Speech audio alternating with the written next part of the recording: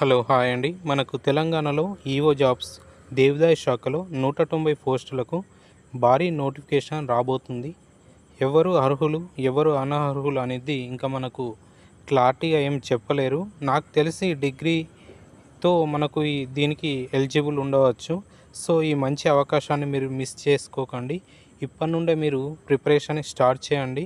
మీరు ముందుగా అయితే మనకు జనరల్ నాలెడ్జ్ అయితే మీరు ప్రిపరేషన్ అవుతూ ఉంటే మనకు నోటిఫికేషన్ పడ్డ తర్వాత మనకు ఏమిస్తారు దాంట్లో సిలబస్ అన్నది దాన్ని బట్టి మనము ఇంకా ముందుకు సాగవచ్చు.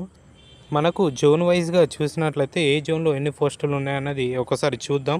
నేను ఇక్కడ చూపిస్తాను, మీరు ఒకసారి చూడండి. అది ఇక్కడ పోస్టుల వివరాలు ఇవ్వడం జరిగింది. మీరు ఇక్కడ ఏ జోన్లో ఎన్ని వేకెన్సీ ఉన్నాయో చూడండి.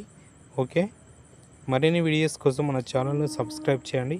అదేవిధంగా లైక్ అండ్ షేర్ చేయండి, కామెంట్ చేయండి. Thank you for watching.